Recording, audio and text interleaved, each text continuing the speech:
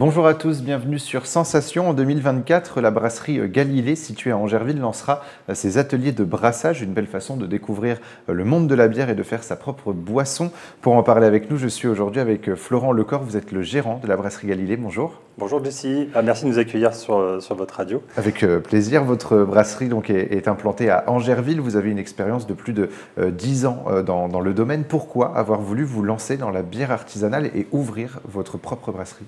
Alors donc c'est arrivé un matin de décembre 2020. J'ai vu une étoile qui brillait, donc c'était pas une étoile, c'était Vénus, mais celle qu'on appelle l'étoile du berger. Et j'avais en tête depuis un moment de monter mon entreprise. Et en balayant un petit peu ce que je savais faire, ce qui me plaisait le plus, c'était de faire de la bière. Ça faisait déjà 8 ans que j'en faisais. Et je me suis dit, bah, voilà, autant se lancer, j'approche de la quarantaine, on va anticiper un peu cette crise.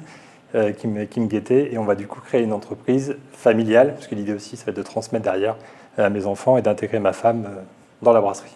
Au sein de votre brasserie, on peut donc découvrir vos bières, mais également les bières du 91 et du 28, notamment grâce au partenariat que vous avez noué avec les producteurs locaux. Pourquoi ce choix de vous associer avec différents brasseurs du territoire ou limitrophes ? Exactement, donc pas plus tard que pour les fêtes, là on a organisé des calendriers de l'Avent, que ce soit avec le 28 et le 91. Donc là l'idée c'est de proposer aux consommateurs des bières de différentes brasseries artisanales, quand même plutôt locales. En Angerville, on a la chance en fait d'être à la croisée de 3 départements, le 28, le 91 et le 45. Et on est dans une démarche de partage avec nos collègues, d'entraide, puisqu'aujourd'hui on me dit souvent ce sont tes concurrents.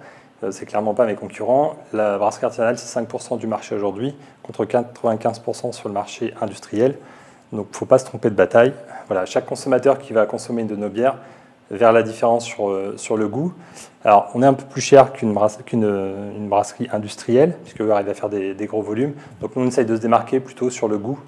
Et voilà, donc du coup, vu qu'on s'entend très bien entre nous, on s'est dit on va plutôt se mettre ensemble et proposer à nos consommateurs des calendriers de l'Avent, avec entre d'un côté 6 brasseries et de l'autre une dizaine de brasseries pour le 28. Et justement, ces partenariats fonctionnent, vous voyez justement une sorte de fidélisation des consommateurs ?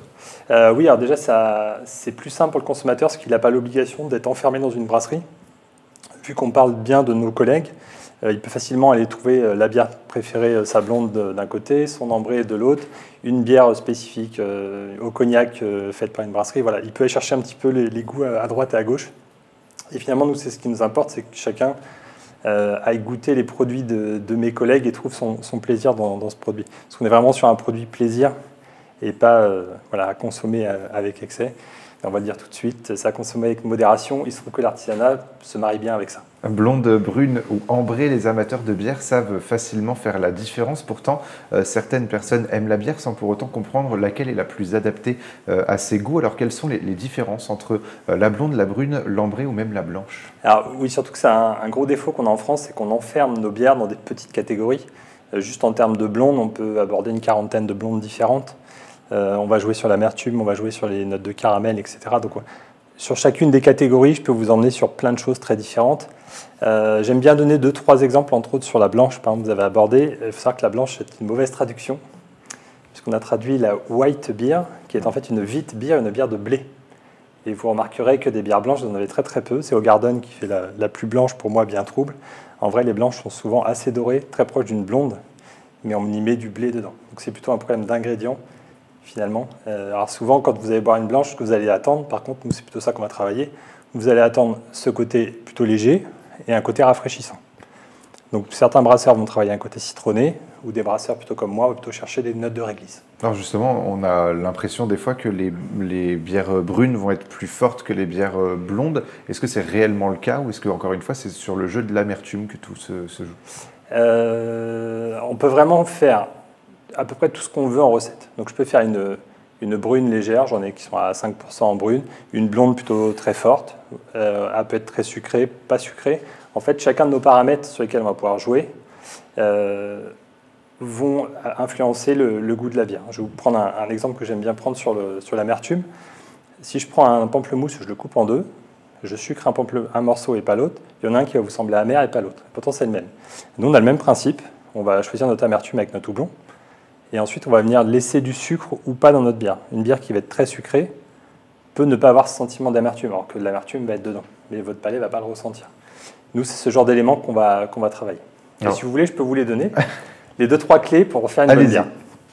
Le premier, c'est de la partie malt. Donc là, on va chercher des notes de caramel, par exemple, de miel. Tout ce qui va être céréalier, on peut aller chercher avec le malt. Tout ce qui va être houblon, on va travailler 2 principaux éléments. Le côté amer, donc comme je vous disais, qui va se lier avec le sucre. Et la deuxième partie, c'est tous les aromatiques que vous pouvez avoir. Et donc là, dites-vous qu'il y a à peu près 350 sortes de houblon.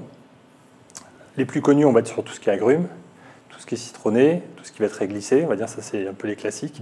Vous pouvez chercher des fraises. On a un très bon houblon français qui s'appelle le Barbe Rouge, qui va chercher des notes de fraises. Donc c'est assez drôle. On peut chercher des notes de melon. Voilà, on a plein de sortes différentes. Et nous, on va associer tout ça pour donner ces saveurs.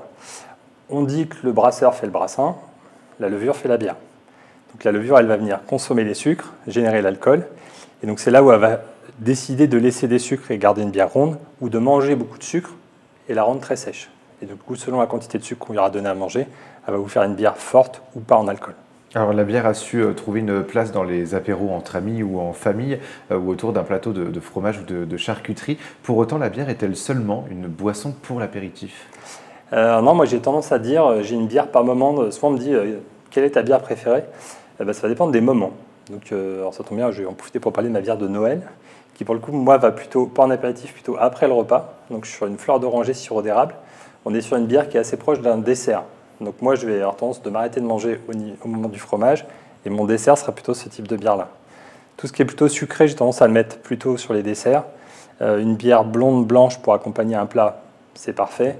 Tout ce qui va être un peu plus aromatique, type IPA, une brune par exemple, plutôt en apéritif, puisque sinon votre palais derrière, si vous mangez avec ce type de bière-là, vous allez manger de la bière, puisqu'on a tendance à charger sur les arômes. Alors en 2024, vous proposez des ateliers justement de brassage au sein de la brasserie donc Galilée. Pourquoi ouvrir les portes de votre microbrasserie au public? Alors en fait, c'est déjà quelque chose qu'on faisait, mais en groupe plus large. On le fait une fois par an, on le refera encore l'année prochaine. On a une bière participative où là, j'ai entre 10 et 20 clients qui viennent créer une bière. Là, l'idée, c'est dans la continuité, c'est des plus petites équipes, puisqu'on va être sur des binômes. Vous venez à 1 ou 2 personnes, et là, vous venez inventer votre recette. Contrairement où, quand je fais en groupe, il faut qu'on se mette d'accord sur une recette à 20. Là, je vais vous aiguiller sur chacune des étapes, sur comment on fait pour avoir une bière brune, sèche, très amère, ou une bière blanche, très ronde. Je vais vous apprendre à quels ingrédients, quel moment du process vous pouvez changer pour avoir vraiment la bière qui vous correspond. Alors, vous l'avez dit, 350 types de bières. Alors quand on parle de brune ou d'ambrée, de blonde, voilà, de houblon. Il y a aussi différents types donc, de blonde selon l'amertume, selon. Finalement, la bière encore aujourd'hui n'a pas dévoilé tous ses secrets, tout son potentiel. Ah non, et c'est ce qui est fascinant, et c'est pour ça que mes collègues ne sont pas concurrents. C'est que si vous nous donnez les mêmes ingrédients, on a des machines différentes, on a des procédés différents, on vous fera des bières différentes. Et chaque fois que vous prenez une de mes bières, je vais parler pour ce que moi je connais, vous allez reconnaître mon trait de caractère. En fait, on a une manière de travailler nos bières qui fait que dans toutes nos bières, vous allez retrouver, nous, vous avez 2 grands éléments. Généralement, c'est l'amertume qui est assez faible dans nos bières, et on a toujours une petite note caramel qui vient se promener lors de la dégustation. J'ai d'autres collègues qui vont être plus sur des choses un peu plus drôles. Je pense à mes collègues de Maltolab, par exemple, ils sont plus décalés. Ou mes collègues de Bulldog dans le nord de l'Essonne aussi, ils font beaucoup de très bonnes bières acides. Voilà, ça, c'est pas du tout ce que moi j'aime faire. Eux sont très bons dedans. Bah, tant mieux. Quand j'ai des clients qui viennent me voir, ils me disent j'aime beaucoup les bières acides, je me dis allez voir ce que fait Bulldog, c'est plutôt intéressant. Alors dans la dernière minute qui nous reste, vous êtes également sur YouTube. Vous expliquez les étapes de production de la bière. Vous aidez les personnes qui veulent créer justement leur brasserie. Pensez-vous que les réseaux sociaux et notamment YouTube sont de beaux canaux de communication et d'échange, notamment dans votre domaine? Oui, alors même si ça ne fait pas tout. Clairement, un passage à la radio comme aujourd'hui aide aussi fortement, on va toucher une autre population, les journaux aussi. Mais clairement, oui, les réseaux sociaux. Alors déjà, nous, ça nous amuse beaucoup de partager via les réseaux sociaux, parce qu'en fait, c'est un contact facile pour apporter l'image et le son dans les foyers. Parce que beaucoup de gens viennent nous voir à la brasserie, mais je ne suis pas forcément en train de brasser, etc. Là, moi, j'aime bien montrer concrètement ce que je fais. Une des dernières vidéos que j'ai pu faire, c'est sur ma bière au pain. Vous voyez tout le processus de brassage d'une bière au pain. Voilà. Donc, quand vous goûtez votre bière, vous pouvez même, vous, aller voir comment elle a été faite. Et je rappelle que l'alcool donc, est bien évidemment à consommer avec modération. L'abus d'alcool est dangereux pour la santé. Merci beaucoup Florent Lecor d'avoir été avec nous sur Sensation. Pour plus d'informations, on peut se rendre sur le site brasserie-galilée.fr ou sur votre Instagram et Facebook Brasserie Galilée. Et pour revoir ou réécouter cette émission, rendez-vous sur notre site, notre chaîne et notre application Radio Sensation.